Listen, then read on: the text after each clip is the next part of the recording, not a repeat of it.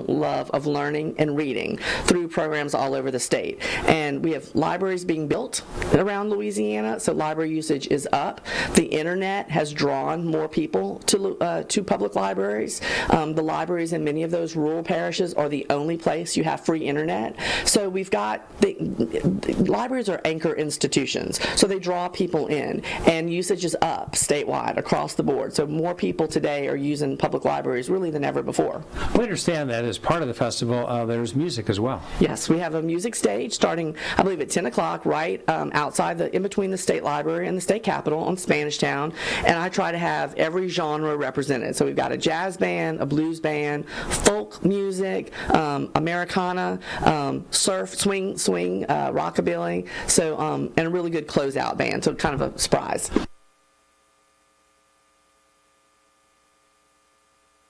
This has been the Louisiana Hometown Network. If you would like more information, please contact us.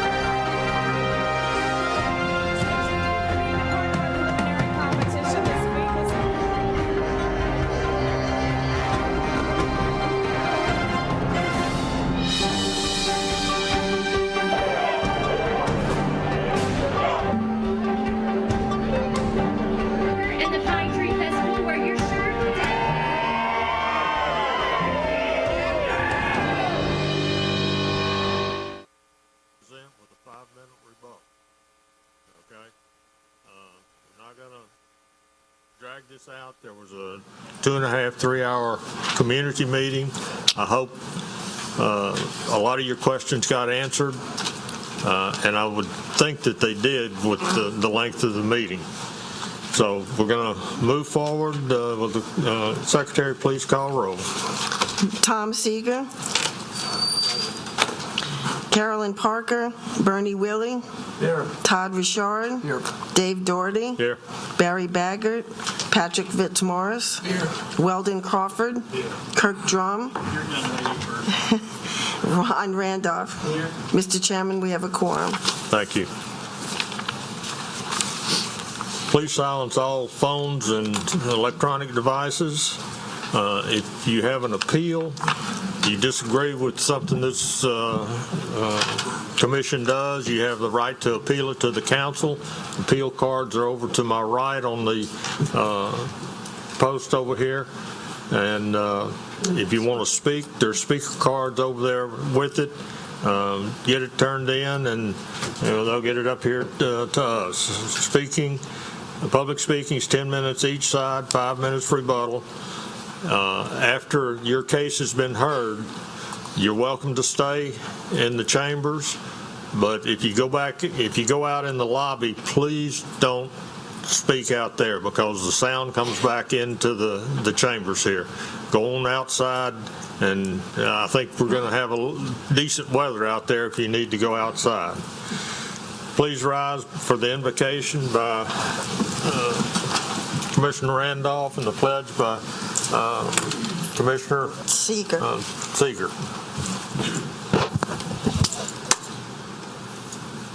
Gracious Father, once again, we come to you as always we know how, thanking you for all the blessings you bestowed in our lives throughout this day and throughout the past and even right now. We thank you for the presence of everyone in the audience. We thank you for our commissioners, Lord, and allow us to make the decisions that we can with the information that's available to us. And Lord, we ask that you bless our parish and our employees, and all of our citizens.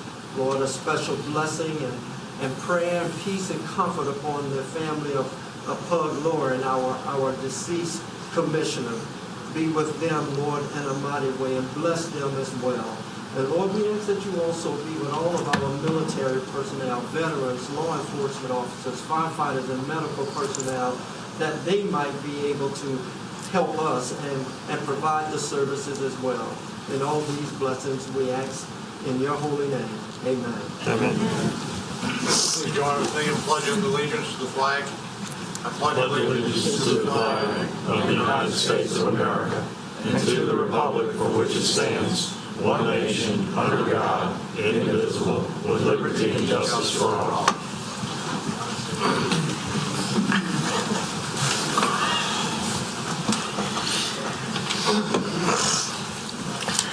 All right, the first item we have for business is the approval of the September 3rd minutes.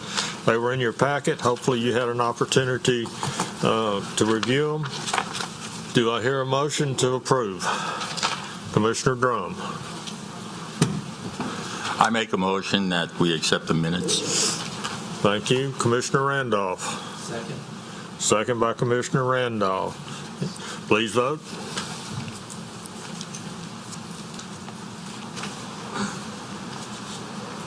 The motion to approve passed. Thank you. Staff, we have any postponing of cases? No postponing. All right. The first item we have is case 2019-1530-ZC. Existing zoning is PBC2 Planned Business Center. The proposed zoning is AML, Advanced Manufacturing and Logistics District. It's 90.31 acres. The petitioner is Jones Fussell, Paul Marone. Owner is Allstate Financial Company, Bruce Weiner. The location is partially located on the south and west sides of Oshner, west of LA 21, Covington, Ward 1, District 1. Staff?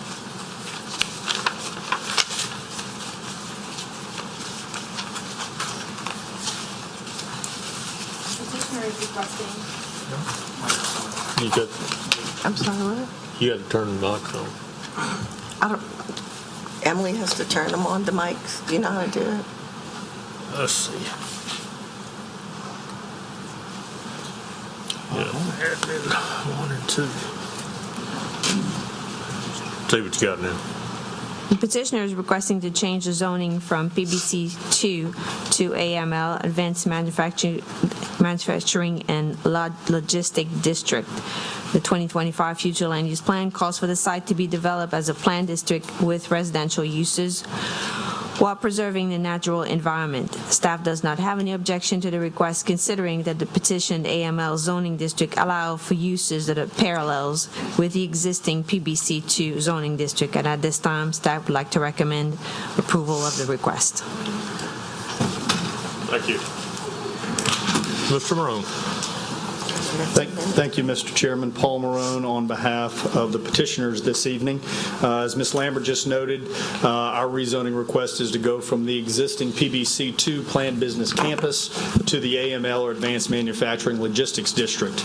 As you all know from hearing this case last month, and for those of you that were at the community meeting, the purpose of the request is to accommodate a regional distribution facility for Medline Industries. That facility will be constructed at 800,000 square feet. The property itself can accommodate an addition on that building to 1 million square feet, but it's important that it be noted that the proposal is for an 800,000 square foot building. The addition to that building is if and only if the market would dictate that. It is inconceivable to Medline that the market could possibly be in a position to expand the facility for at least a 10-year period. So for the initial 10 years, the facility proposed is the 800,000 square feet that will be owner-occupied. There will be no debt on the facility. It'll be a LEED certified facility, state-of-the-art, first-class facility that will also take advantage and utilize solar power. Now, the purpose of the AML district, as you may know, is to provide a location for large-scale facilities to use in the transportation and logistics industries. That district is supposed to be located in close proximity to major transportation routes. I would submit to you that given those two criteria, this site and our request are in compliance with each of those and fulfill each requirement. Let's talk about the location and the surroundings. I've provided you with some aerials and some site plans. The first site plan, the first aerial that you will see there, gives an overview of the property. As you will see, this site does not abut residential on any side.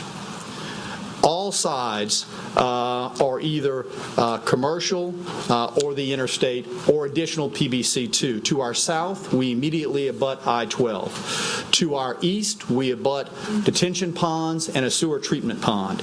To our north, we abut additional PBC2 property, which is owned by the Wayner family. To our west, we abut vacant land that is zoned commercial, and I would describe the owners there as missing because we've been trying to locate those owners for about 10 years and have been unable to do so. But let's take it a bit further. If you will look at that site plan, you will see that the proposed building is approximately, actually it's more than a quarter mile from the closest home in Shady Lakes, which is to our north and our west. The building is approximately a half mile from the closest home in Maison du Lac subdivision.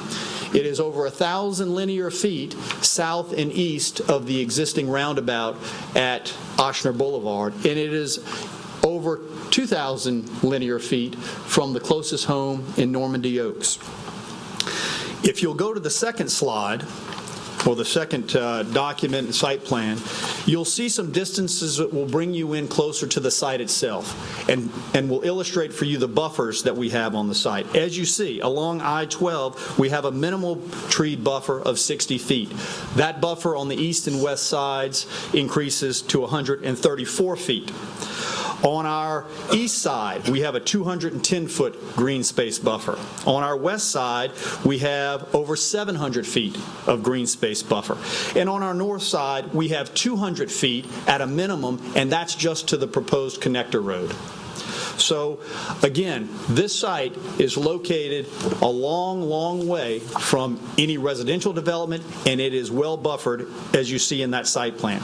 Also, you'll note in the site plan the amount of green space. At the 800,000 square foot facility, the property will have about 26.41 acres of green space. If the facility is expanded to 1 million square feet, then you would still have over 18 acres of green space on the site. Let's talk about the traffic and the trucks. First, at startup, and now keep in mind, startup would be mid-2021 if everything went perfect. Mid-2021, this facility would generate about 50 to 60 truck trips per day. If we project that out, based on anticipated growth, about 3 to 4 years beyond that, so now we're at 2024 perhaps, then 100 truck trips per day. If the facility is ever expanded to 1 million square feet, because market has dictated, and again, then we're talking 10, 20 years out, well into the future, then the facility could generate up to 170 trips per day. I recognize that number has been batted around, and it is a large number, but it is imperative, and I urge you to keep that number in context. What do I mean by that? That number is less than 1% of the traffic that is currently traveling Highway 21 and Highway 1077. There are over 28,000 vehicle trips along Highway 21 today. There are over 17,000 vehicle trips up and down Highway 1077 today. I tell you that because when you hear 170 trips 10 years into the future, it sounds like a lot. I would submit to you that less than 1% of the traffic today is not going to move the needle. It is not going to have a significant impact on the functionality of those roadways. Also, the trucks that would be utilized in this facility are Medline-owned trucks. They are owned by the company. Their drivers are employed by the company. Other than Medline trucks, you will have deliveries, most of which will be from Federal Express, and we presume will be serviced out of the Federal Express facility that is currently located north of this site off of Highway 1077. So those vehicles would be anything that you might see in the FedEx fleet, everything from the large trucks down to the delivery vans. It's also important to note that these vehicles and these truck trips will be off-peak. So what do I mean by that? The trucks will leave the facility in the morning. The inbound trucks will come in the afternoon. Medline's operations are designed to avoid putting traffic on the roadway during peak times, 7 to 9 a.m., 4 to 6 p.m. Also, Medline is keenly aware of and is cognizant of Hannon High School at the roundabout at 1077 and 1085. And there will not be any meaningful amount of traffic that will be generated by this facility during the take-in and let-out of that school. The typical inbound route for a truck at this facility is most likely coming off of Highway 1077. The reason I say that is that getting off at 1077, whether you're east or west bound, you will be able to almost immediately get into a dedicated turn lane that will put you on the extension road and that will bring you straight to this facility. As for outbound trucks, it will depend in part on its ultimate destination. However, I would tell you that as the easiest inbound route is coming off of 1077, the easiest outbound route is coming off of Highway 21. So you likely would see trucks that are going to utilize Highway 21 to get onto the interstate and go to their points of ultimate destination. It's important also to note that as to the Medline trucks, their route and their timing is controlled by Medline. They are computer generated, and Medline has the ability to dictate those routes and times. It's also important to note that the trucks that will visit this facility will not be going further into the interior portions of our parish. These trucks are not going down into Mandeville. These trucks are not going north into Covington. The only truck that is going north into Covington is one truck each day to distribute and deliver supplies to St. Tammany Parish Hospital. That's the same truck that is doing that delivery right now. Other than that, all other traffic will leave this facility and will go straight to the interstate. As to the employees, all of the employees at the facility will be off-peak. There will be shifts, and not one of the shifts will start during between 7 and 9 or 4 and 6 in the afternoon. So the truck traffic is off-peak. The employee shifts are also off-peak. As for the noise that's generated by the trucks, I know that there is concern about the noise at Shady Lakes. I will tell you that I would remind you that there's a buffer. I would also point out that a truck decibel limit is 80 decibels. A car is 62 decibels. At 150 feet, a truck will have the same decibel level as a car at 50 feet. That does not take into account what you have in this instance, where you will have right-of-way, you will have 75 feet of treed buffer, then you will have a property line, then you will have a yard, and then you will have a home. So I submit that information to you to suggest that there are things that were taken into account when that road was being designed and in order to help address some of these concerns. Finally, I would point out in conclusion, I would point out that the traffic generated by a PBC2 use on this site would be 4 to 5 times the traffic generated from this facility. We would respectfully request your approval, and I'll be happy to address other issues in my rebuttal. Thank you, Mr. Chairman. Thank you, Mr. Morone. All right. Do we have anyone else in the audience that wishes to speak in favor of this facility? So we'll go to the opposition. Leo Hemelt. Please state your name and address. Hello, my name is Leo Hemelt. I live at 86 North Dogwood Drive. I'm not sure why this is beeping here. I did. My time's up. That was quick. not a good sign. No, it's a great sign. We're good. Okay, go ahead. Okay. Leo Hemelt, I live at 86 North Dogwood Drive in Flowers Estates, Covington. By way of background, one of my many degrees, I have a master's degree in geography at USL and concentrated in city and regional planning. I worked as an urban planner for 2 years, once a year in Monroe and a year in Lafayette. Then I went to law school. Worked as an assistant DA here very early on under Marion Farmer. Did some of the planning and zoning litigation there, and then left and then came back and was there for 10 years and retired from the district attorney's office. You have in your packet a letter that was prepared regarding our opposition. And I think I'm just going to read it, and if you have any questions, it's very short, it's just a page and a half, and I'll go as fast as possible. It gives you a bit of a history there. The Economic Development Office went to parish planning and requested the creation of this classification. The uses in the classification were intended for isolated areas such as the land past the old Heart Hospital in Lacombe. This is as per Reed Falconer, who was the chair in 2014. The 15 uses were studied and approved by the council. These uses were never intended to be near residential areas. Petitioner offers to, at one point he did offer to exclude 14 and 15 uses, but that doesn't cure the problem. The problem is you're rezoning this for everything that can be placed under that. There is no property zone A, M, and L in the parish, and none have been requested until now. The parish conducted a comprehensive study in 2010, and when asked Monday by Ms. Wagner, Mr. Weiner stated, "That is what I wanted, is transitional from the most intensive to the less intensive. That's the responsible thing to do."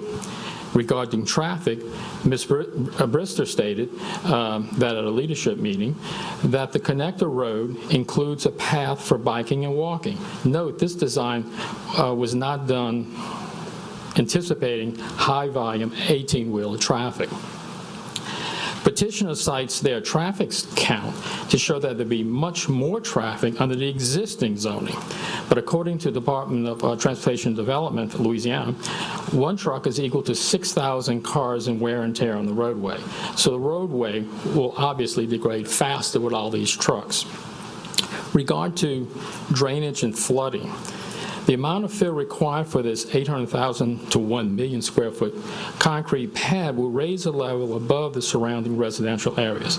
To put the proposed Medline facility into perspective, the Lowe's on 190 is a 100,000 square foot building. The Medline fill build out is 10 times that size. And I want to add just for a moment here, I did some calculations on the size of this building because I was just, and for the first time I realized how huge it was. At 800,000 square feet, we're looking at that's the size of 13 football fields, including end zones. We know we all go to football games, and we see that. So put that in perspective, that would also be 18 acres of warehouse. Now, if it goes to 1 million square feet, that's 17 football fields or 22 acres. Again, including end zones. So that is a big building, and I'm thinking maybe at Michoud they might be a building that big. I don't know, but that is certainly going to be a gigantic building. There are 18,000 registered voters in the immediate area. There are numerous numbers of neighborhoods. There are 19 named subdivisions. In a little over a week, more than 1,000 residents have signed the petition opposing this. Although I'll be honest with you, I don't think it matters whether it's 1,000, 10,000, or 2 people. It's whether this thing fits that zoning. And in my opinion, it does not. And that's where I think you have to look to what are we talking about as planning and zoning. If we look at that, Comprehensive zoning is designated to lessen congestion in public streets, secure safety from fire, promote health and general welfare. Such regulations shall be made after reasonable consideration of the character of a district and its peculiar suitability for particular uses, with a view for conserving the values of buildings and encouraging the most appropriate use of the land. I think when you look at it, when you take everything in context, this is not the right zoning for that piece of land where it's located. Thank you very much. Thank you. I've just been handed some additional petitions. Okay. All right. Are you finished, Mr. Email? All right. The next card I have is Donlin Hassenbowler. Very good. My name is Donalyn Hassenbowler. I live at 83 Xenia Drive in Covington, Louisiana, but I'm here to talk on behalf of Archbishop Hannon High School. Good afternoon, Commissioners and fellow residents of St. Tammany Parish. My name is Donalyn Hassenbowler, Academic Dean and Assistant Principal at Archbishop Hannon High School, 71324 Highway 1077 in Covington. And speaking on behalf of our school's strong opposition to the rezoning of this property for the sale to Medline for them to construct a vast distribution center. The 90-plus acres of land currently being considered is not appropriately zoned site for a huge distribution center for several reasons. One, and the huge one, the infrastructure is just not there yet. Yes, it's near I-12, but the tie-in to Highway 1077 I-12 exit is not in place and probably will not be in place, all promises notwithstanding. All traffic would have to proceed to and around the circle on the same block as Archbishop Hannon High School. Before the parish built the circle, we were having traffic waiting for 15 minutes on all sides of 1077. I will applaud the parish's use of putting the traffic circle there. It has greatly reduced that traffic jam. And now we're talking about filling it up with trucks. It's going to be just as bad as it was before, and I-12 will be the parking lot that it is now. There are several neighborhoods nearby our school. Any land use expert would confirm that this industrial use, educational use, and residential use are not compatible. It's not about how close they are to the neighborhoods. It's about we all have to use the same exits and entrances.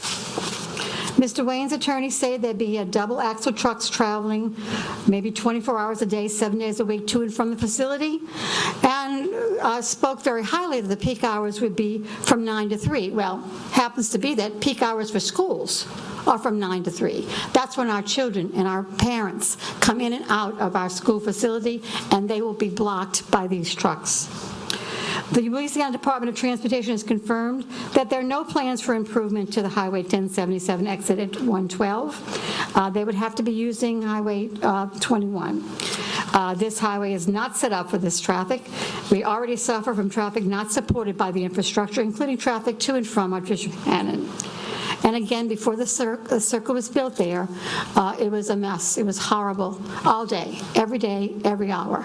And the traffic circle brought great relief, and we greatly appreciate it. Now we're going to be back to having the same mess we had before, and you will be hearing from all these people who can't move.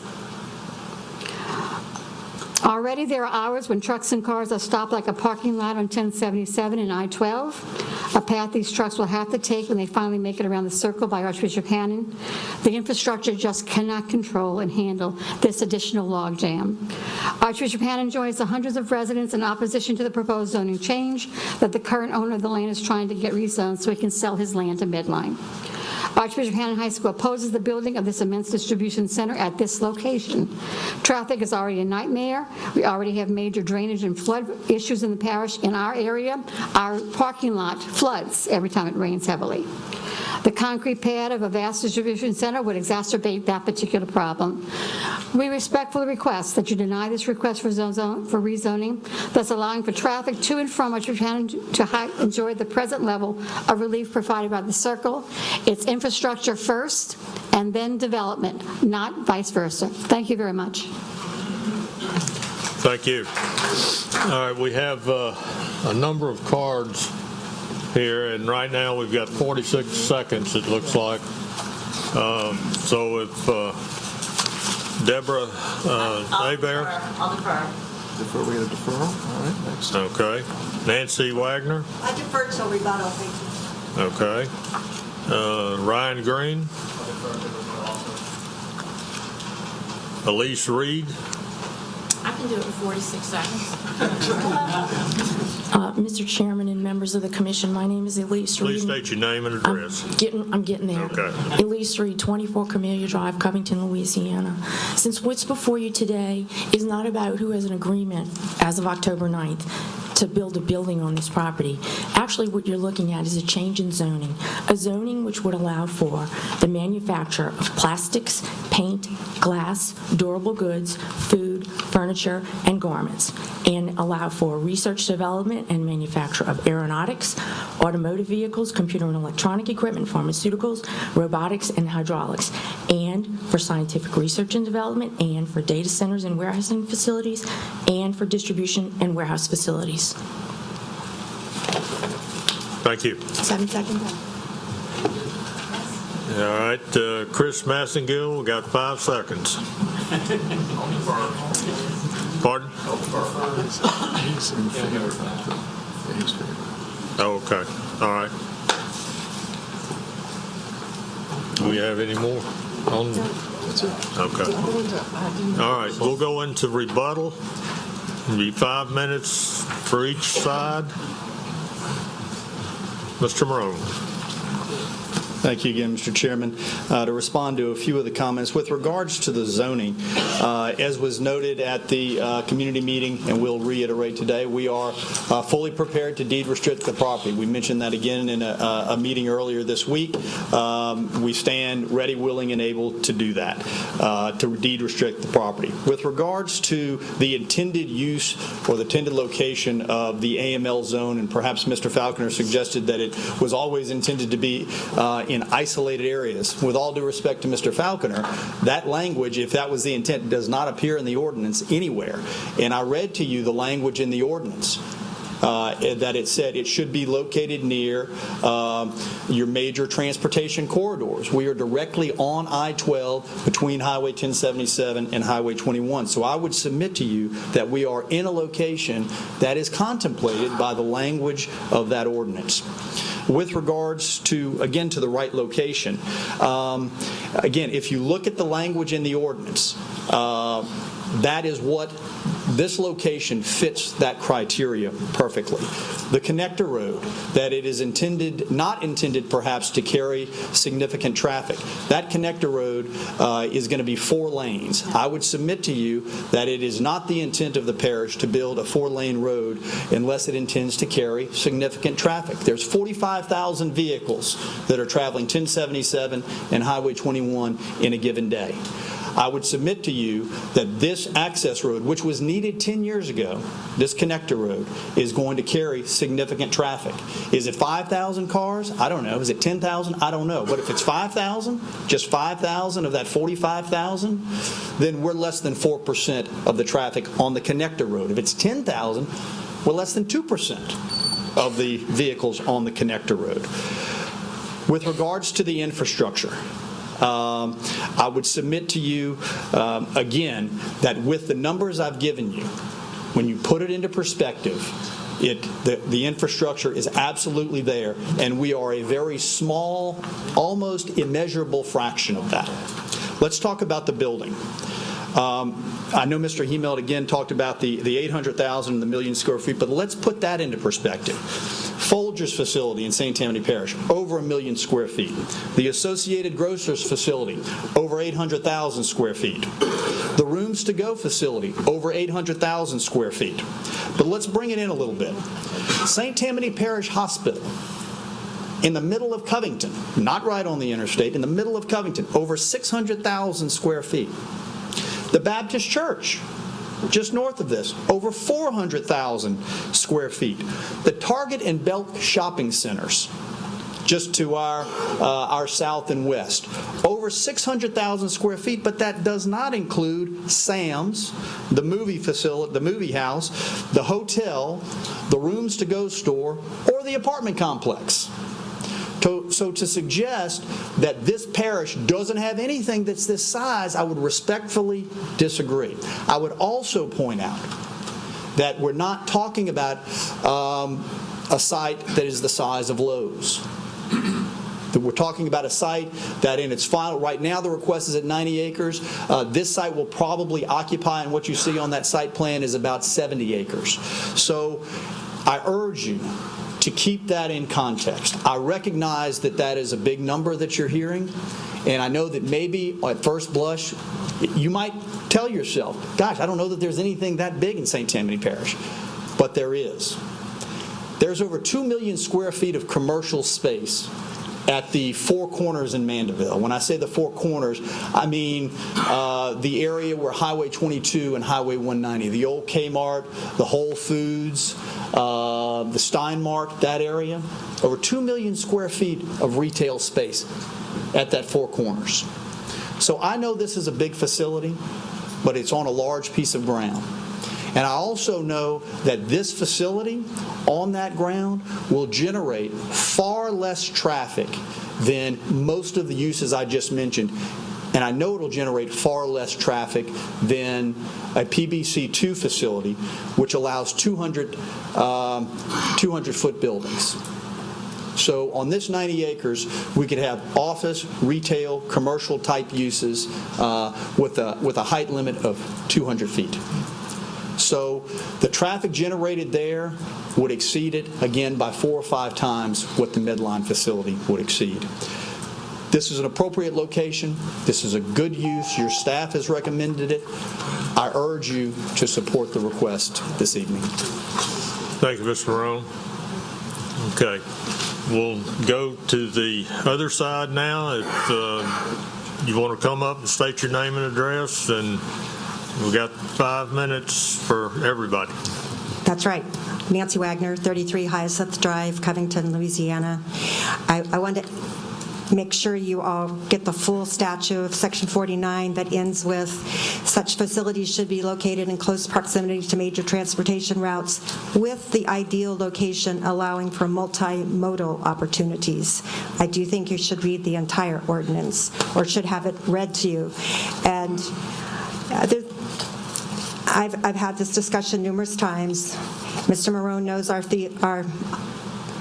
thinking deed restrictions do not cure this inappropriate zoning. Zoning belongs to the responsibility of the parish and you commissioners to decide on not to have private citizens try to spend money trying to protect deed restrictions. And then I just want to read one sentence. We urge you to follow the precepts of law, the revised statute that Mr. Hemelt read, the principles of zoning, appropriate use, and exercise care for the health, safety, and welfare of citizens. Please vote to deny this rezoning request. And I have the 1,000-some online petitions and additional written ones to turn into Helen. Thank you. Thank you. And then we have a... Yes, ma'am. Please state your name and address. Deborah Abear, 117 North Dogwood Drive. I just wanted to say we met with the attorney, Paul Wayner, and the Wayners the other day on Monday, and I asked him about the 90 acres. Medline only wants 67.47 acres, and I asked him to please separate the two, and he can do that in tonight's meeting. He could have separated it, and he never did. So I asked him nicely to please separate out the 67.47 acres so we don't have 23 acres out there with questionable zoning. Thank you. Thank you. All right, next. Please state your name and address. Ryan Green, 14488 Lake Tahoe Drive. So Mr. Marone did talk about the residences that would be most closely impacted. He spoke about somewhere between 1,000 and 1,500 linear feet from the closest residence, and so that would be me and my neighbors. One of the things that he didn't mention as well is that you would not be able to hear truck traffic because of the buffer zones. When I'm in my backyard in the evening, I can hear the interstate. I hear trucks. I know I can distinguish trucks from cars. It's not hard to do. So to say that we would not be able to hear that, I think is inaccurate. And then we want to add 28,000 more trucks, delivery trucks or add more delivery trucks to the already 28,000 cars that are on Highway 21, particularly at Oxner Boulevard. If a truck is going to come down Oxner to 21 and have to go to Gulfport, they're going to have to go south on 21 and then get across 3 lanes of traffic, which is tough enough to do in an old Honda Pilot. They're going to have to do that in a delivery truck. That just doesn't seem safe.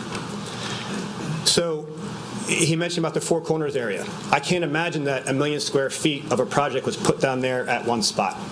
Right? It was grown incrementally. The infrastructure, if it wasn't there, was added incrementally and was not just, let's put this big building and then let's figure out what to do around it. It was thought through a little bit more so. I will say Mr. Marone was accurate that he said this site is not Lowe's. I agree with you 100%. It's 10 times Lowe's. It's much bigger, much more intrusive. It is not suitable. It is not compatible with the area for all the reasons that we have already given. So I urge you to vote no on this petition. Thank you. Thank you. Do we have anyone else who wishes to speak in rebuttal? Yes, sir. Come to the microphone and state your name and address.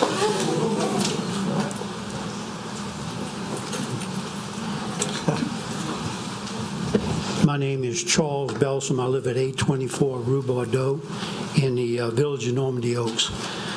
I think the biggest issue here is trucks. And when you compare a volume of cars to a volume of trucks, it's inconceivable. Anybody who drives on I-12 knows how it is. Trucks slow down traffic. Trucks are difficult to go from stop to a speed limit, or at least to some kind of limit that the rest of the cars can flow. To put trucks on Oshner Boulevard is insane. And it has no aprons. We're filling up the sides of the road continuously because the FedExes and those kind of trucks that do come down that highway run off the road almost continuously. So I advise you, I strongly hope that you would vote against this change in zoning. Thank you. Thank you.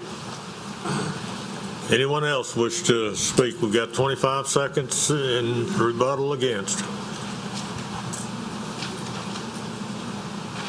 Seeing no one, seeing no hands.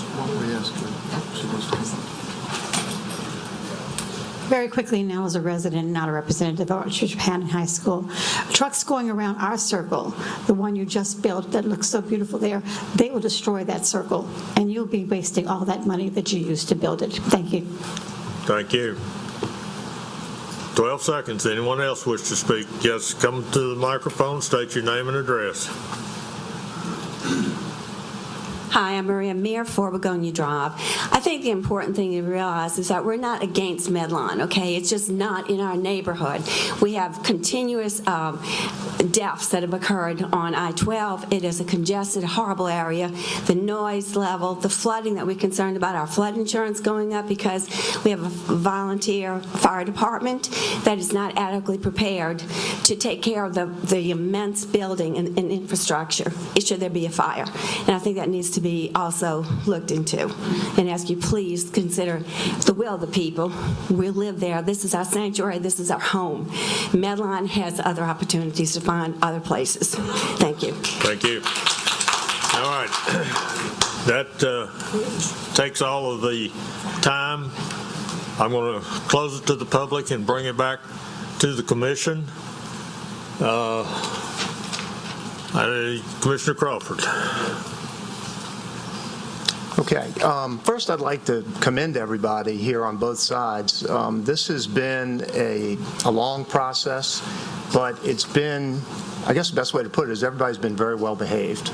You know, it's been pleasurable, which is not always the case. I've been to a lot of these meetings before I got on this side of the table, and they can get out of hand sometimes, and everybody on both sides has done a great job. We had the community meeting on the 26th, and I think some good information came out of that from both sides. We heard a lot more from the residents and a lot more different residents. We heard a lot more from Medline. Mr. Dimitri furnished a ton of information and did a very good job with Paul of explaining everything. So I feel that whatever my decision is, I feel I can make an informed decision much more so than before. So I just want to commend everybody and thank you for that. Thank you. Commissioner Seeger. I have a question for Mr. Dimitri. When you spoke at the community meeting, you told us about the Medline fleet. I'm a little confused as to how many 18-wheelers as opposed to delivery-type trucks. Can you break that down a little bit and explain what kind of delivery system you have there? Yes, sir. Thank you. First of all, I want to express my deepest condolences for Mr. Lorraine. I just learned about that, so to his family, our deepest condolences. So today, we have about 10 trucks that will, by the time we open the facility, will grow to about 25 trucks. When we say trucks, out of those 25 trucks, 15 to 17 will be single-axle 14-wheel trucks, about 5 to 7 straight trucks, and about 5 to 7 vans, similar to like FedEx vans. But all of our fleet we refer to as trucks. And so those 25 single-axle straight trucks and vans typically do 1 to 3 trips per day, and so that's how we come to the 50 trips per day when we open the facility, 150 to 170 at a 1 million square foot build out. And do we have any idea what the decibel level is? The decibel level that was reported, was that for the single axle trucks? Yes, sir. I mean, we obviously went for the worst case scenario. The straight trucks, obviously very common. You know, your moving trucks, your Penske trucks, they're all they're straight trucks. And the vans are obviously on the road already. So we assume that when the connector road is built and you have, 5 to 15,000 vehicles on that, the most of them are not going to be big trucks. Most of them are going to be cars, vans, and straight trucks, not the single axle. And so we measured the single axle. Thank you very much. Thank you. All right. Don't have anyone else in the queue to speak. We need to take action on this. We need a motion. Commissioner Seeger, yes. I still have you in the queue. I haven't. I again want to say thank you for everybody and everybody's concern. As per the staff recommendation, I move that we approve the zoning change. Thank you. We have a motion by Commissioner Seeger to approve the change from PBC2 to AML. Do I have a second? Commissioner Fitzmaurice. Second by Commissioner Fitzmaurice. Any further discussion? Please vote.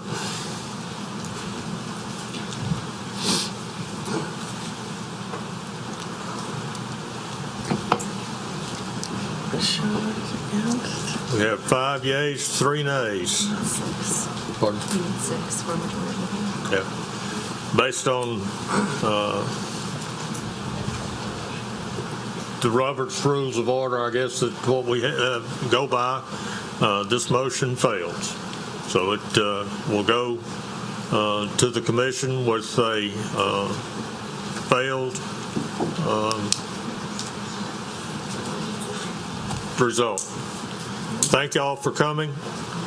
We're going to hold up for just a few minutes. If y'all want to stay, that's great. If you want to leave, that's fine too.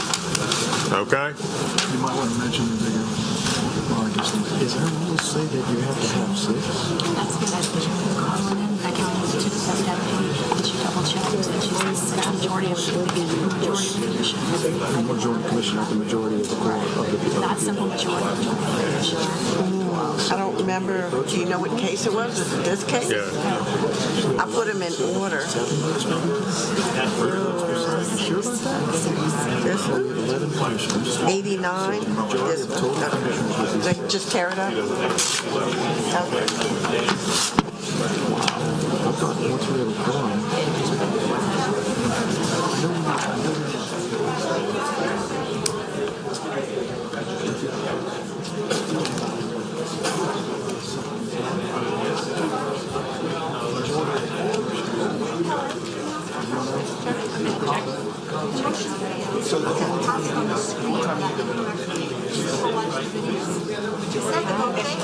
You would need 6 of the 11. 6 of the 11.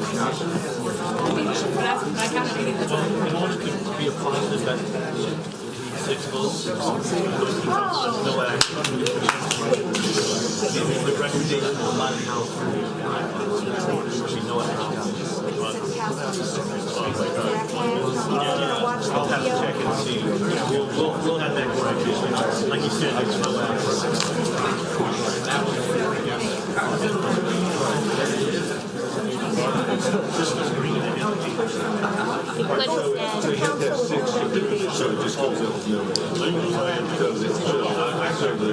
It could have said that. The computer might have said that. Yeah, it could have said that, but it doesn't mean the Robert rules. It's a 5 vote. You need 6 votes for permission to take an action. One or the other. The majority of the commission. I would have thought that. Simple majority.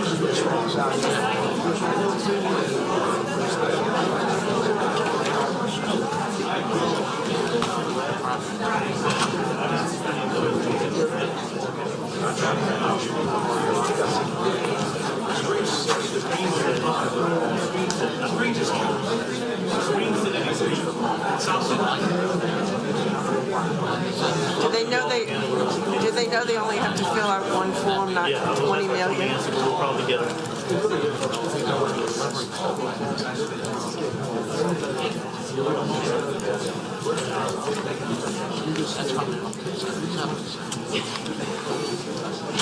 Mr. Randolph wants you good.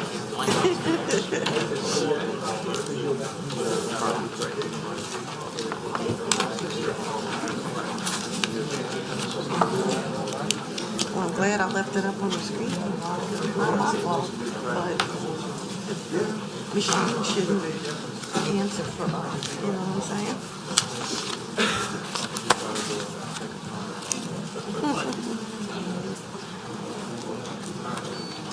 Yeah, but y'all look confused. I'm like, what? You leaving? We're going to resume in a moment. The chairman had to step out for a second, but there was some confusion on the outcome on the screen, which we didn't notice.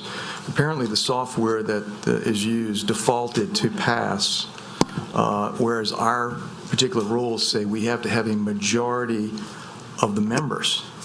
We have 11 members that requires a vote of 6. Unfortunately, we didn't have all 11 members here, 1 passing away and 2 out. So the screen incorrectly said that the motion passed. Regardless, all of the individuals have an opportunity to appeal to council. We fully expected this matter to go before the council, and this is just a step in that direction. So just give us a couple more minutes, Mr. Doherty, or we'll be back in just a moment.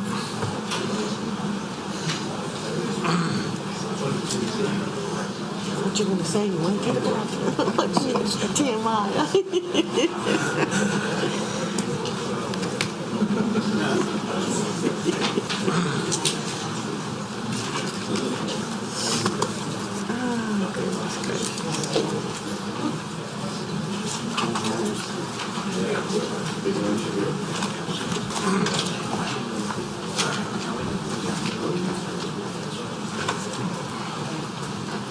Thanks for your comments. So we're hoping That's good.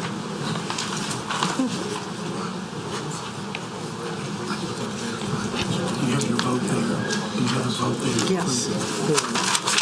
It was 5-3. The ones that were against were Richard, Drum, and Randolph.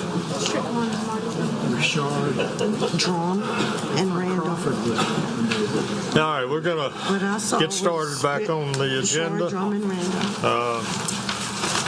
Next item is 2019-1575-ZC, existing zoning's A2 Suburban District, proposed zoning PF1 Public Facilities District.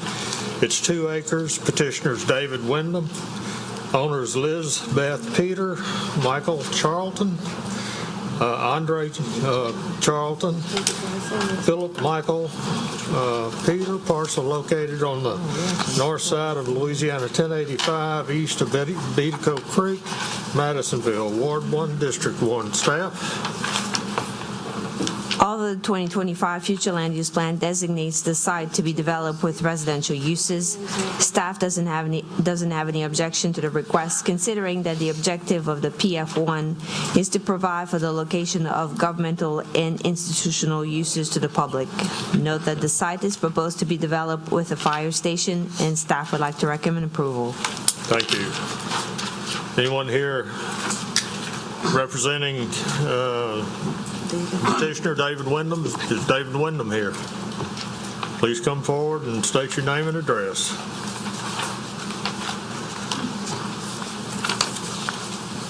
Hello. My name is Philip Michael Peter. I live at 59246 West Harbor Lane in Lacombe.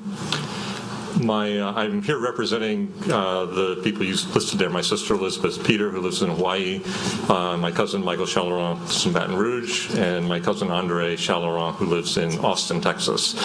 We are speaking on behalf of David Wyndham of the fire department and requesting that the 2-acre parcel that listed is rezoned from suburban A2 to the PF1 for the construction of a fire station. I'm not sure how much additional information. We are under contract to sell those 2 acres to the fire department. There's a bit of background. The 4 of us own what is about 50 acres of property there. We're the descendants of Philip E. and Vivian Peter, who lived at the 109 Peters Road address that's known there now. Part of our desire to sell this is that the station will be designated a memorial station with their names on the facility. So we've carved out 2 acres of our 50-acre parcel. We understand, actually I met David several years ago regarding another piece of property we had.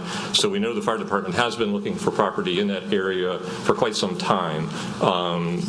We seem to be one of the few owners that are willing to work with them to provide the land that they need.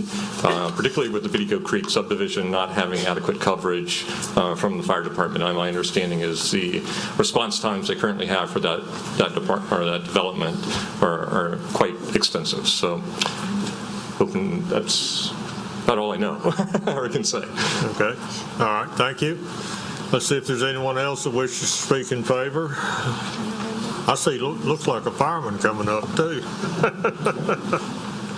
Please state your name and address.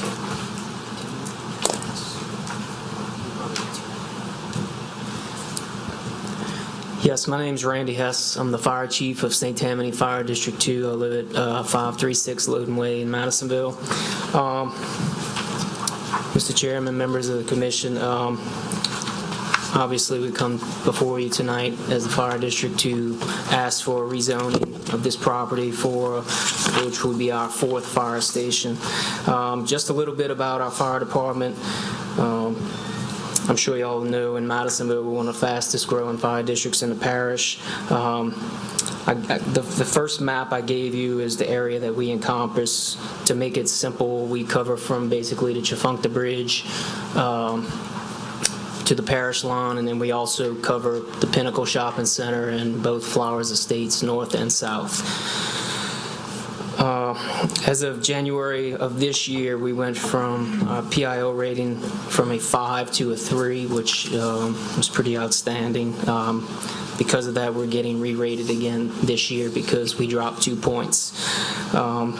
We operate out of 3 stations. We have 3 engines, a ladder truck, and a district chief, which is staffed every day.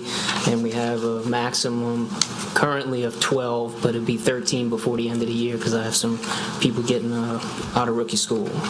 Total employees, we have 42. We run about 1,500. Well, we're on track to run about 1,500 calls, which is about 100 calls more than last year. So why do we need the fire station? We started looking for property about 2 years ago because we recognized when Beatico Creek was being developed that, you know, it's 1,000 plus homes. So we knew we were going to need something. The closest station that we have to the entrance of Beatico Creek is 2.7 miles. Doesn't sound like a lot. But in a few seconds, I'll get you to turn a page to see some of the, we call them demand zones, grids, and I have them highlighted on page 2, or the second map. And you could thumb through, I'll just go to, if you, on the page with the bar graphs, that says 2235 west and 2235 east, just to give you an indication to how long it takes us to get there. In the front, very front of the neighborhood, it takes us almost 9 minutes. That's unacceptable for us. And that's not even including the time that it takes for the call to come in to get processed and for us to get the call. Now, on the back side of the neighborhood, which from the very front entrance to the very back is over 1.5 miles. So it's pretty obviously a big subdivision, and that takes us almost 11 minutes. Now keep in mind, this is an average over 2 years, well, from January 1st of 2018 through today, okay? So, like I said, we started looking 2 years ago, and as Mr. Peters said, it's very difficult to find property in this area. We happened to get lucky in finding him. Just so you know, on the second page with those grids, this is an old map which doesn't show a brand new neighborhood that's being developed at Highway 21 in Perilou, which I'm told has 100 plus homes. We also have Fox Branch, which is an existing neighborhood, and you can look through and see the times that it's taken us. I mean, they're a bit excessive. We realize that. We just, like I said, had a hard time finding property. So. Let's see.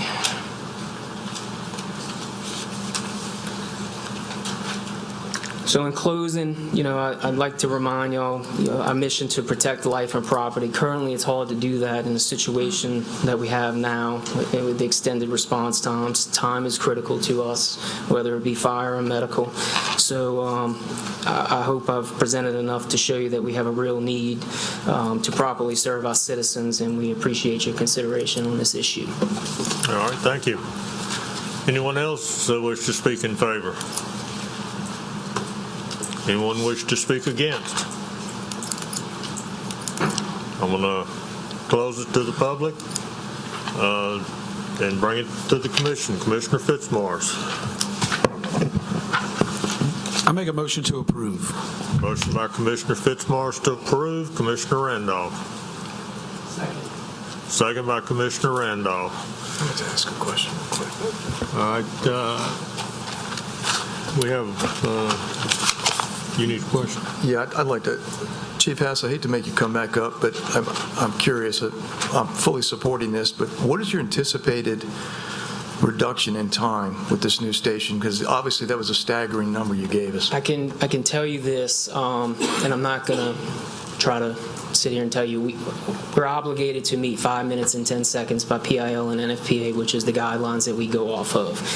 I can tell you about 1.5 miles from the time we get the call to the time we get there, because it takes us time to get out the station, and they allow us 1 minute and 20. I anticipate, for Beatico Creek specifically, the very back, I'm still not sure we make it. We can't go 100 miles an hour. Not that we do, but we can't go fast in a residential neighborhood.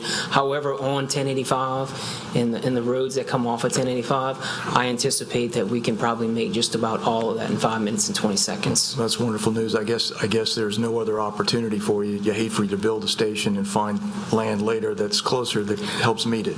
Well, like I said, we're blessed to find this. I mean, we can't wait any longer. We just, this has been a long process to find property. Understood. Thank you for what you do. Thank you. Thank you. So we have a motion and a second on the floor. Any further discussion? Please vote.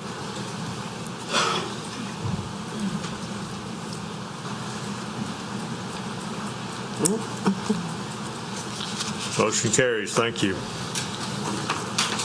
All right. Next item, item 3, 2019-1581-ZC. Existing zoning is A1 suburban.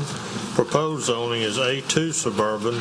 It's 2.66 acres. The petitioner is Angela and Veston Jenkins. The owner is Angela and Veston Jenkins. Parcel located on the east side of 4th Avenue, south of Hillenburg Road, being a portion of Farm Number 15, Hillenburg Lots and Farms, Covington, Ward 3, District 5. Staff?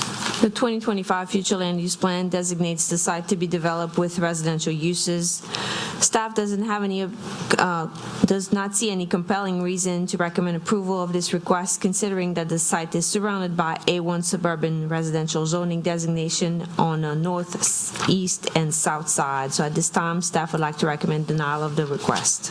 Thank you. Angela or Veston Jenkins, are you here? Please come to the mic and state your name and address.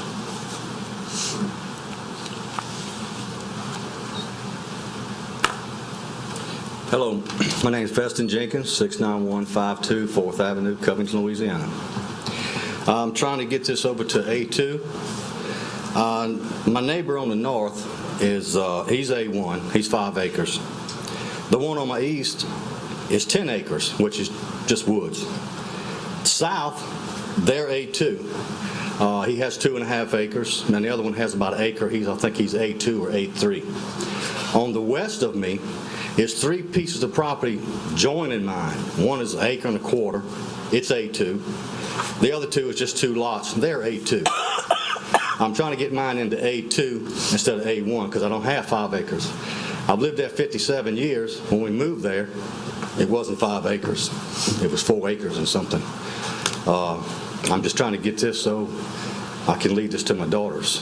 Split it and leave it to them. That's all I'm trying to do. All right. That's it. Thank you. So, anyone else wish to speak in favor? Anyone wish to speak against? I'll close the floor to the public and bring it back to the commission. Commissioner Willie. Yes. Is it on? You should be. On? Yes. I think Mr. Jenkins has a good case. I move for approval. Motion by Commissioner Willie to approve. Commissioner Randolph. I second that. Second by Commissioner Randolph. Any further discussion? Please vote.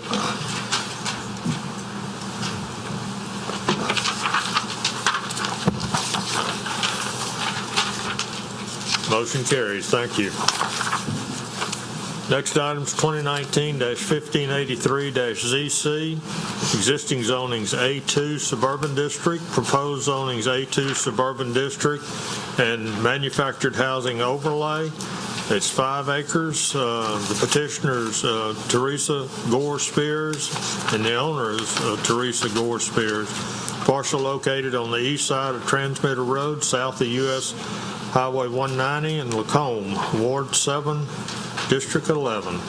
Staff?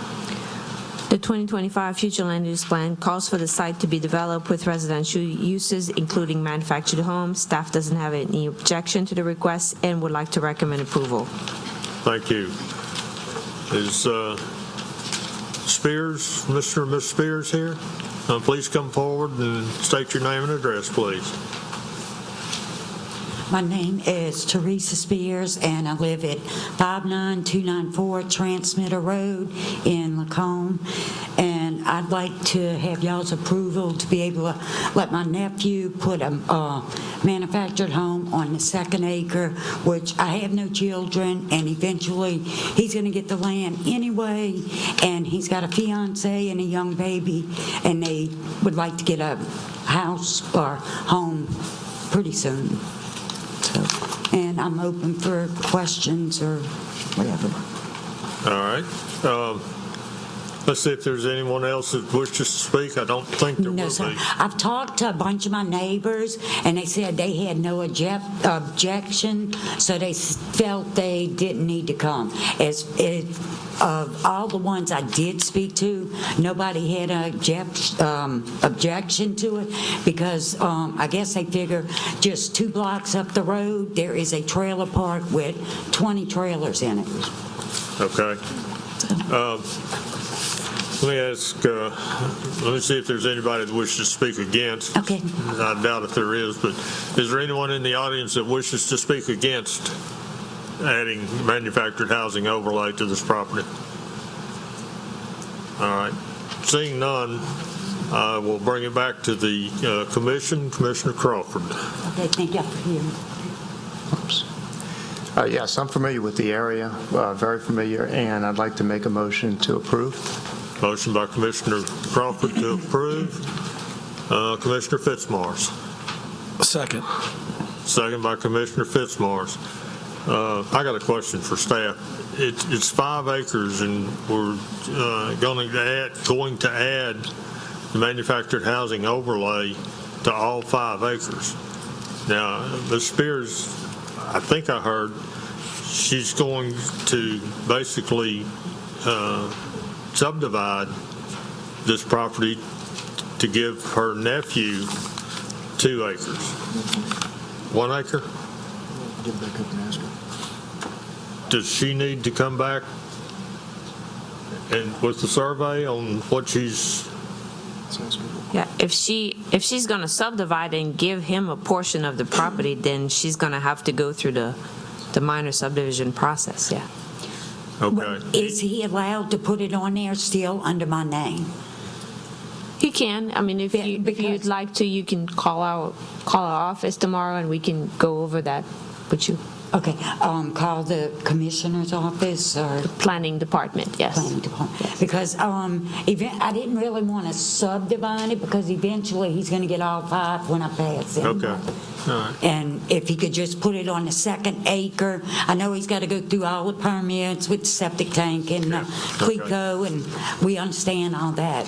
Call Ms. Lambert's office tomorrow, and she'll go over all that with you, what needs to be done so that it stays legal. Let's put it that way. Oh, okay.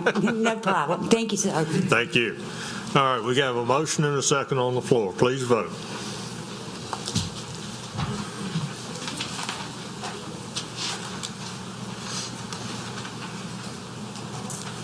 Motion carries. Thank you. Next item is 2019-1587-ZC. His existing zoning is A3. The proposed zoning is A3 and manufactured housing overlay. It's .204 acres. The petitioner is Frida Verlinda Ray Torregano, and the petitioner is Frida Verlinda Ray Torregano. Parcel located on the west side of Vincent Road, north of Martin Road, east side of Creek Street, Slidell, Ward 9, District 14. Staff? The 2025 future land use plan calls for the site to be developed with residential uses, including manufactured homes. Staff doesn't have any objection and would like to recommend approval. Thank you. One of the Torganos here, or?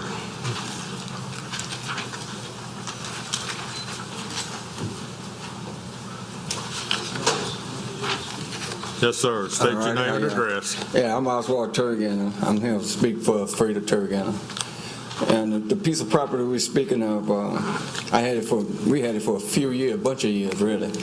And I tried to put a house on it, but the road going back there, they say it's private.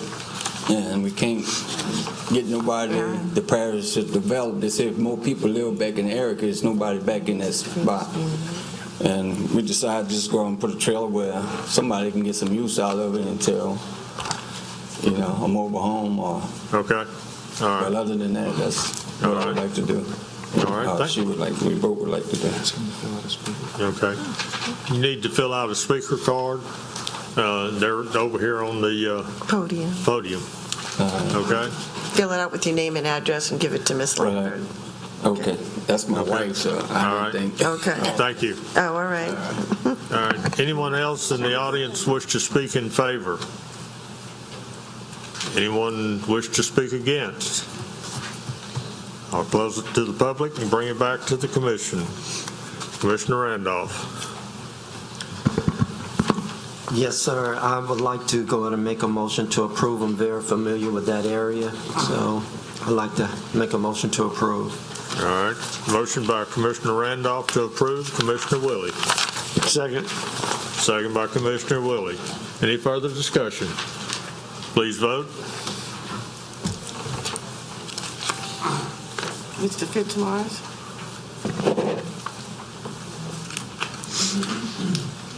Thank you. Motion carries. Next item is 2019-1589-ZC, existing zonings NC4 Neighborhood Institutional District and A4 Single Family Residential District. Proposed zonings PF1 Public Facilities District at 6.25 acres. Petitioners Steve Hudson, owners William and Sherry Caranis. Parcel located on the south side of Louisiana 1088, west of Forest Brook Boulevard, Mandeville, Ward 4, District 7. Staff? Staff doesn't have any objection to the request, considering that the PF1's purpose is to provide for the location of governmental and institutional uses to the public. The site is proposed to be developed with a religious use facility, and at this time, staff would like to recommend approval. Thank you. Mr. Hudson here? Yes, come to the mic and state your name and address, please. Steve Hudson, 18241 Hosmer Mill Road, Covington, Louisiana. We currently have a purchase agreement for the 6.25 acres from the Caranises. That's where the All Creatures kennel, overnight kennel, is located. And it's as far Mandeville Bible Church. We currently have our church, we're an old line church. In fact, we're the oldest Protestant church building on the North Shore. And we are really outgrowing that. So we're looking to purchase this property, to demolish the existing buildings there, and then to construct a worship center there. All right. We are a very conservative church, and we're a very quiet church.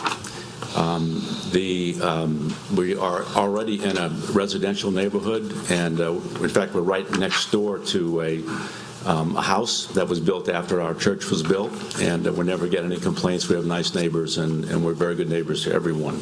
We think it'll be a very nice addition to the area. The size of the building is undetermined at this time, although we are thinking of building the facility to accommodate up to 300 people, but our membership right now is about 80, 85. But that would be our intent. All right, thank you. Anyone in the audience wish to speak in favor, supporting this? Anyone wish to speak against? Yes, come forward, state your name and address. Hi, my name is Mitchell Graff. I'm at 1140 Brook Court, Mandeville, Forest Brook subdivision.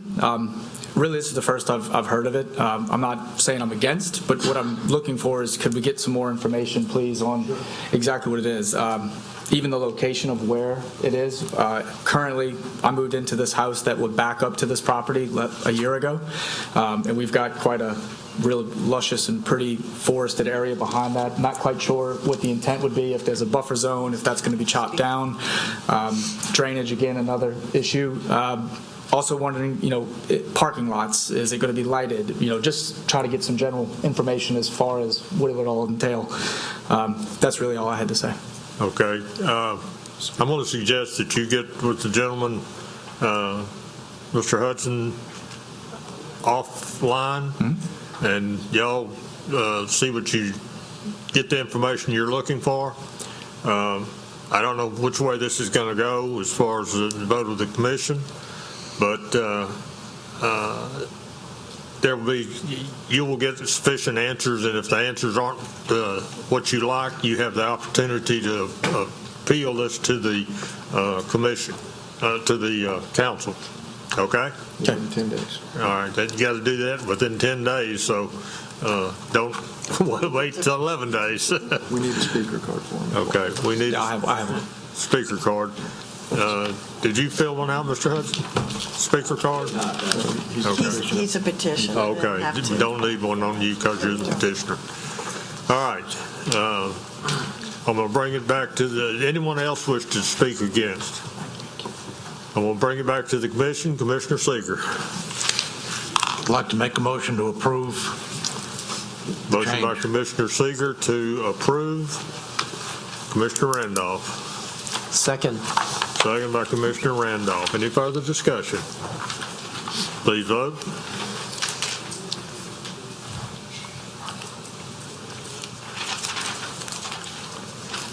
Motion carries. Thank you. Next item is 2019-1592-ZC. Existing zoning is A3 Suburban District and NC4 Neighborhood Institutional District. Proposed zoning NC5 Retail and Service District. It's 7.675 acres. The petitioners Jones Fussell LLP, Jeffrey Shane, owner Dale Dirks, Donna Noble Dirks, Linda Cleland, Lloyd Ostendorf, Randall Keith Ostendorf, Brian Kirk Ostendorf, Lonnie Luann Ostendorf, Alfred Gerald J. Oliver, LLA, C. Ostendorf, Valerie O. Susky, Trudy O. Busby, Irene Humelin, I'm not even going to try this one, REIMOND, Noel Homer Travers, James Travers, and Stephanie J. Polisi. Parcel located on the east side of LA 1077 and on the west side of LA 21, south of Dummy Line Road in Madisonville, Ward 1, District 4. Staff? The 2025 future land use plan designates this site to be developed with commercial and residential uses. Staff is not completely opposed to changing the zoning to commercial. However, a less intense NC designation would be more. Is your mic on? I don't believe so. You know how to do it? How do you get to the screen? Here, we got the expert right there.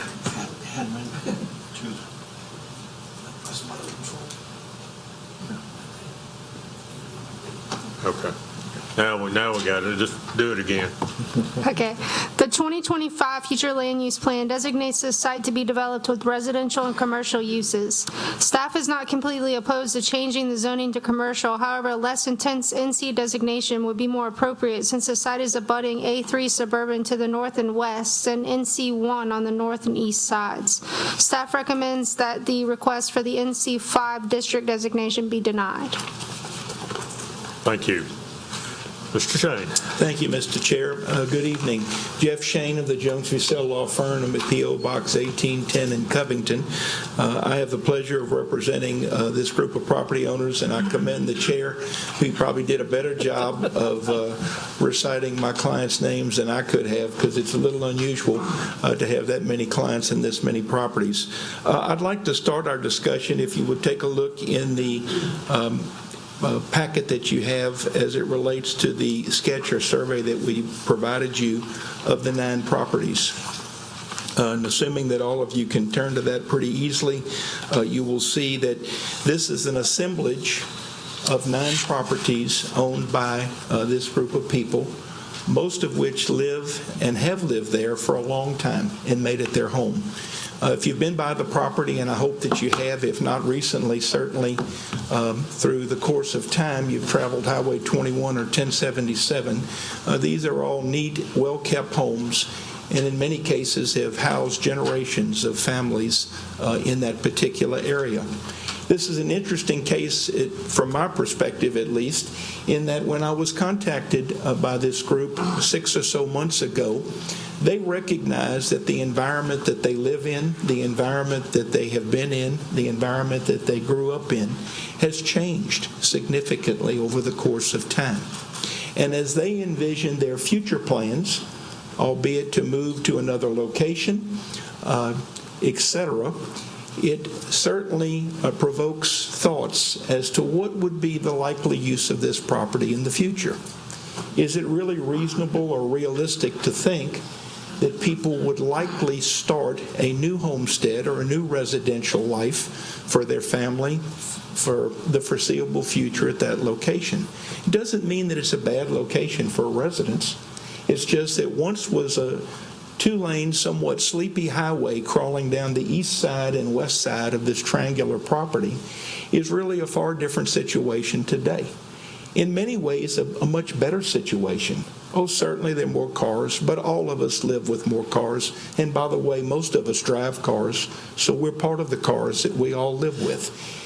But my clients have a vision that at an appropriate time in the future, they hope to assemble and market their property as one, believing that rather than selling those properties off individually and taking a chance as to how each one might get zoned and how each one might get developed and how each might impact the other, their vision is that perhaps there will be an entrepreneur, a developer, a company, a business, maybe a couple that want to purchase this property and redevelop it, because that's certainly what it would be, a redevelopment site.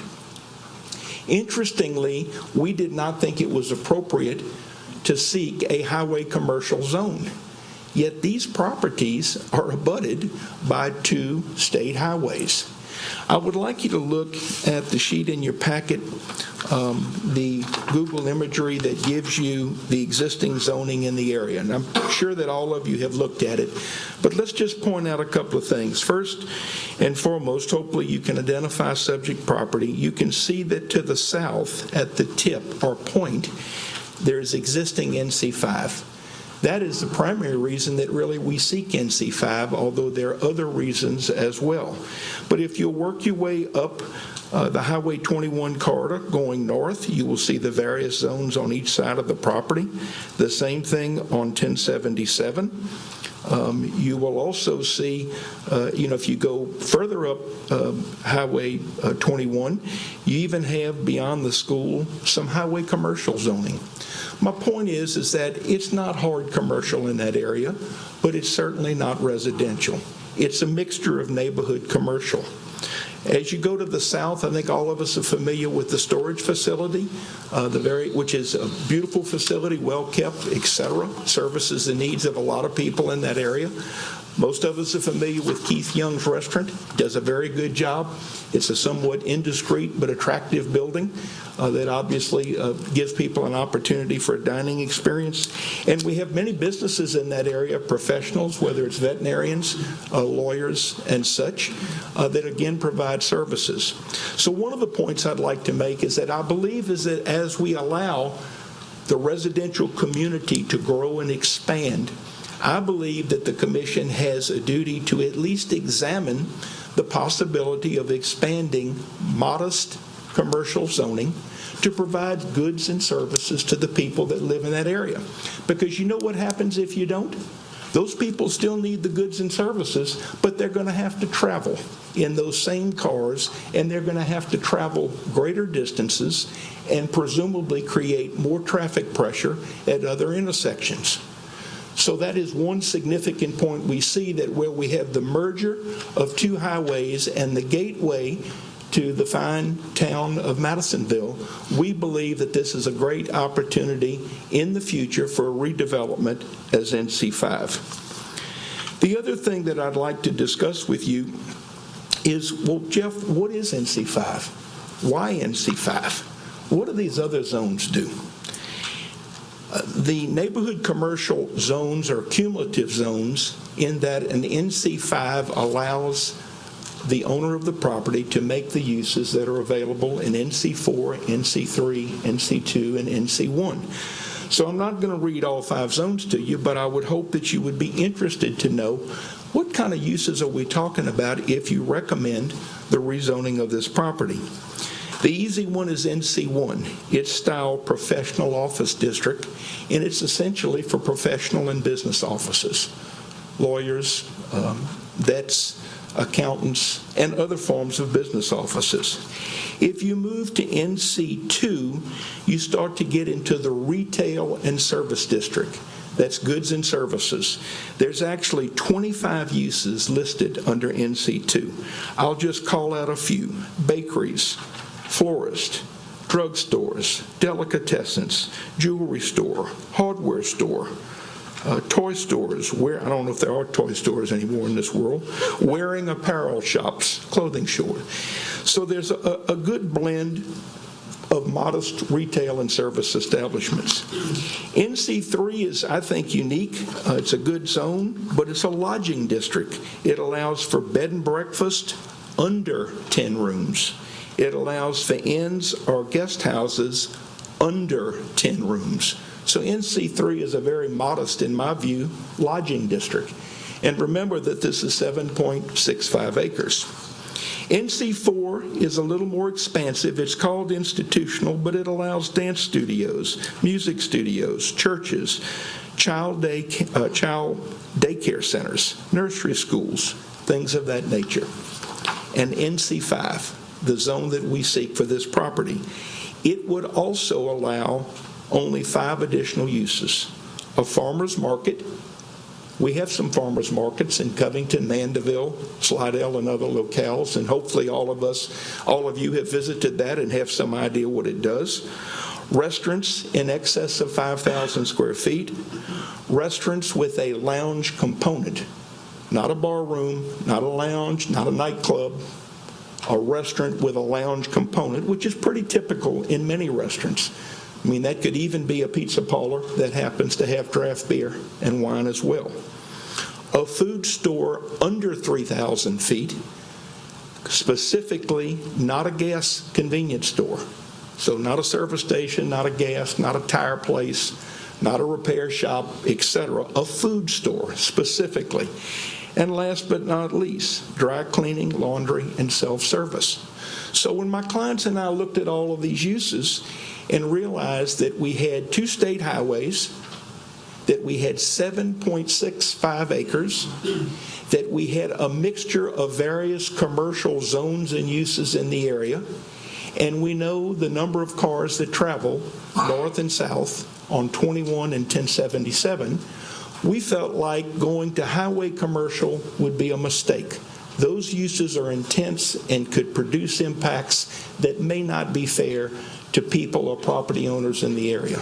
We felt like neighborhood commercial 5 was appropriate, was not unreasonable, did not produce impacts that would be unfair to our neighbors, and would give this property an opportunity to be sold in the future, redeveloped as an assemblage, so that we would have, hopefully, highest and best use and become continue to be an important component of the Madisonville community. If any of you have any questions or comments at the appropriate time, I'll be glad to address them. But I ask you to consider the recommendation of NC5 for this parcel to our parish council. Thank you very much. Thank you, Mr. Shane. Anyone in the audience wish to speak in favor of this zoning change? Come to the podium and state your name and address. If you haven't filled out a speaker card, okay. Mr. Shane used all the time. We'll give this guy a minute or so. Just tell him. Okay. Good evening. My name is Dr. David Moore. I am a veterinarian. My office is right across the street on the east side of the property in question. I'm here to speak in favor of the rezoning application. This area is long overdue for commercialization, and the Highway 21 overlay district has been a problem for all the property owners in the area for a long time, even though it's well-intentioned, it's really limiting the economic development. And furthermore, with regard to the health, safety, and welfare of the area, it's also limiting our access to basic utilities such as water, sewer, street lights, fire hydrant, and even sidewalk, things like that, that really damaging the way the area looks and operates. Also, Highway 21 is the only road between Covington and Madisonville. As Mr. Shane talked about, all the traffic that passes by, and people come in and out of our office, things like that. That area is really prime commercial growth area, and it should be proceeding that way. I just want to speak in favor of that, and also hope that the parish will take a long, hard look at the commercial district overlay for that area, and maybe kind of bring it up to the modern standard, if you would. Thank you. Thank you. Anyone else in the audience wish to speak in favor? Anyone wish to speak against? I'm going to close the floor to the public, bring it back to the commission. Commissioner Fitzmars. I have a question for Jeff. The strip of land to the east side of, abutting between the property line and 21, is that part of the 21 servitude? Is that, do you know who owns that? It's not part of this property, obviously, but it is a little strip. You see what I'm talking about? If you look at the aerial? Yes. I'm not sure what that plotting connotes, but I can tell you that my clients own from highway to highway. Okay, so it must be a servitude or something. Might be. Okay. I think. Yeah, I live in the area, and I think it's appropriate considering what's around there, so I'll make a motion to approve. We have a motion by Commissioner Fitzmars to approve. Commissioner Richard. Thank you, Jeff. This typically would have been Pug's area of expertise, so I'm absolutely confident that this is the right request, and I'm going to go ahead and second this motion. We need this particular corridor, that particular triangle, to be commercial, and NC5 is appropriate. Thank you. Thank you. Commissioner Drum. Jeff, I just want you to get up and down all the time, that's all. My wife appreciates you doing that. I'm looking at this area, it's 9 pieces of property. Yes, sir. Okay, are they all owned by, are they all in one family, in a sense? No, sir. In some cases, that is the case, meaning that there's some common blood between the group, but not necessarily. But they're obviously all not only neighbors, but on the same page, because they're all co-petitioners in this case. Okay, so what we have is 9 individual lots. Are they signed to be a corporate entity? Because we'll be taking 9 different pieces of land and converting it into one, but what is there to keep them from, let's see, partial number 1, whoever that is, deciding that they're not going to be part of this group and we've just changed the property? Good question, and I think maybe I can make a distinction and try to clarify. It is 9 parcels. You are not re-subdividing those 9 parcels into one, but you are being asked to recommend the rezoning of all 9 parcels into the same zone. There is nothing that would bind any one or combination up to 9 to do anything in concert, but each of them know now what's across the fence in terms of their zoning. They do not run a risk that Joe Blow has X zone and I've got Y and this person has Z. The plan is to, as I said, redevelop and market as a group. But if that plan were to fail, I would suggest to you that you've still done a mini comprehensive zone or a small plan zone for this area where you have taken these properties and given it an opportunity. I believe the likelihood is that you'll have a higher quality development of a 7.6 acre parcel than you would of 9 individual parcels. I'm sorry, it's just difficult for me to think of taking 9 individual property lots and putting them all into one zoning. Is that what we're doing? Yes, sir, it is what you're doing, but I don't mind telling you, I've appeared before you many, many times before, and probably the specific issue was not the fact that there were multiple parcels, but we rezone multiple parcels that are contiguous all of the time.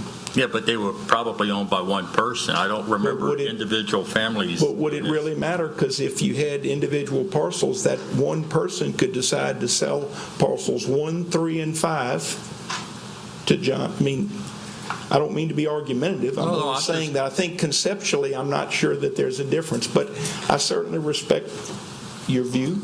I have trouble wrapping my mind around certain things in life, and I think I hear what you're telling us, and I respect that. So. I'm just, it's just taking a group and making it one, but there's no agreement between the group that they are a one. I'm sure you're aware of this, but obviously all 9 signed the application, the ownership application, and they're all petitioners in this case.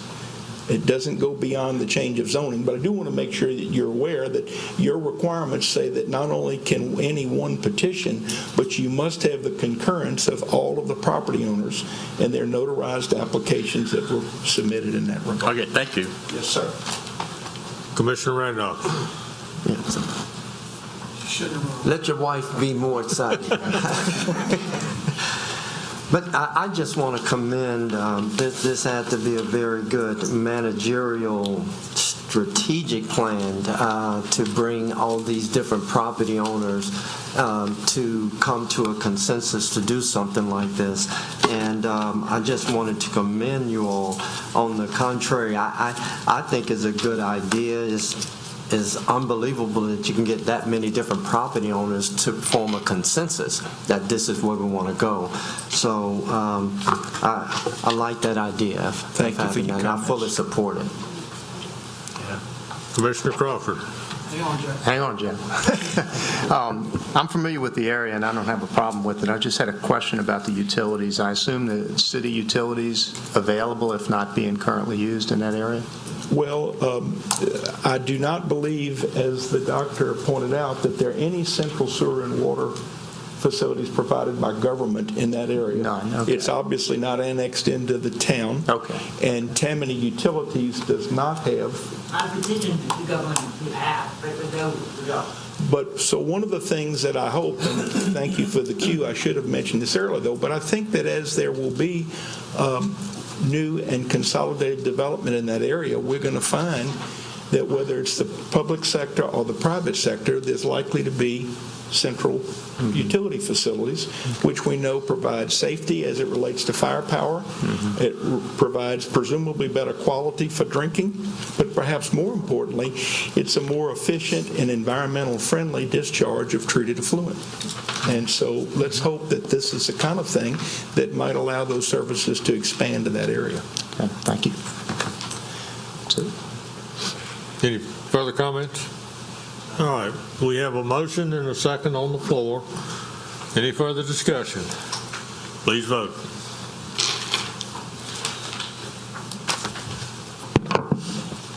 Mr. Williams.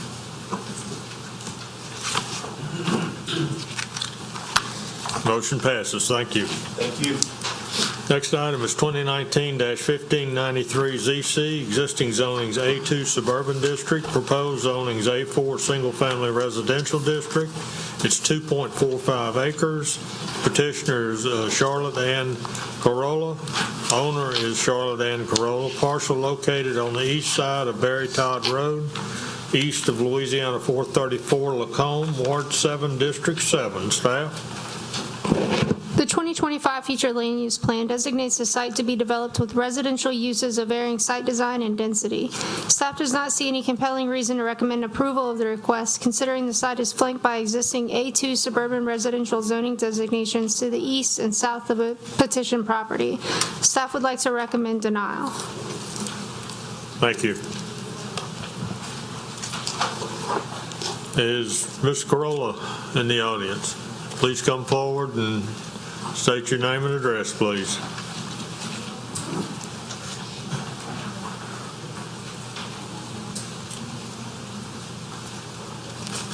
Good evening.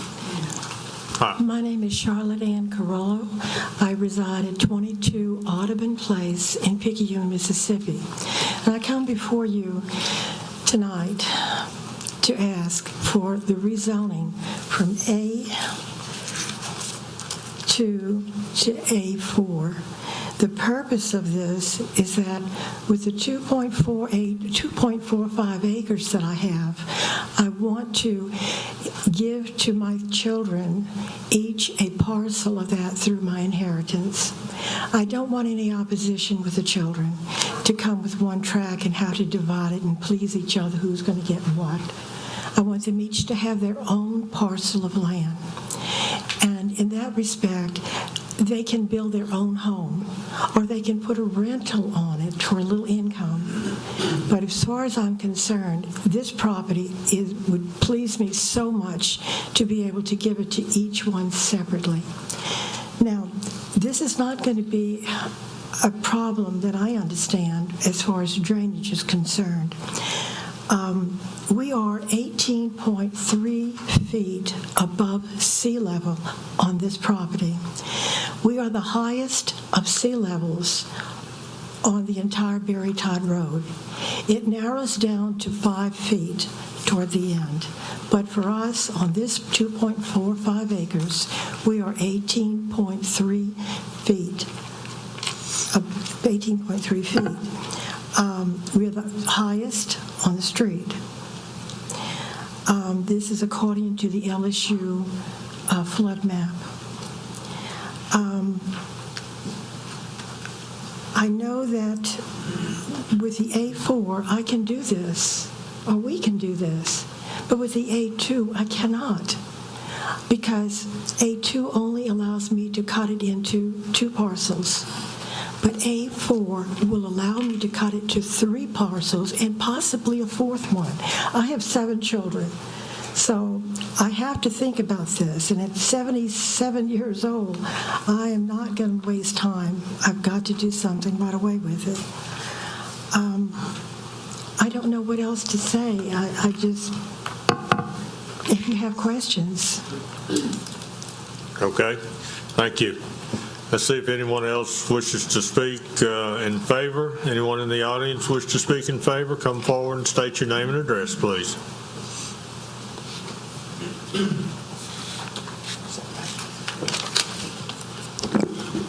My name is Matthew Ladner. I'm at 22 Audubon Place in Picayune, Mississippi. I'm Ms. Carollo's youngest out of the 7 children, and my parents have been divorced for some time. And when my father passed away in 2003, he had about 7 acres with a house on it. And as much as I love my siblings, to love them all, but we still have some contention between us. And when we were trying to decide if we were going to keep the house, or if someone was going to live there, or if we were going to sell it, it was just too much contention. And we wound up having to take loans out to buy out shares, and it was just such a headache. And my mom, she's aware of this. So there's a couple of us that actually do get along, and that would be easier if so she gets it subdivided to actually put maybe 2 people on a parcel. But as it sits right now, if something happened to her and she goes to will this to us, we may have more contention, and that just tears our family apart. And you know, know, the properties next to us are A4. There is some A2 across the way. There's some A2 behind us, but directly across the street on Barry Todd Road is A4. And right on the south of us is A4 as well. So it's not like we're trying to go above any zoning that's already around us. If you go a half mile north on Highway 434, you're on highway commercial. So it's not like we're making a big jump into zoning. And as she said, for the drainage, some people were concerned about drainage, big issue with drainage. As I'm concerned, we're still the highest property. So if we ever did cut it up, say somebody wanted to build a house there, we're not bringing a lot of fill in, if any, to make an impact on the drainage as well. So right now the water is already draining down Barry Todd Road, so we wouldn't really make an impact. That's all I have to say. All right, thank you. Anyone else wish to speak in favor? Anyone wish to speak against? Seeing no one, I'm going to close it to the public and bring it back to the commission. Commissioner Crawford. Thank you. Okay, I live in Lacombe, and I'm very familiar with the area. Passed by the property today. I've been by it numerous times, and I don't have a problem with it at all. As everyone stated, there's some A4 in the neighborhood, and right down the street, down Barry Todd, are numerous small lots with houses on them in neighborhoods. So I'd like to make a motion to approve. Motion by Commissioner Crawford to approve. Commissioner Fitzmars. I'll second the motion. Second by Commissioner Fitzmars. Any further discussion? Please vote.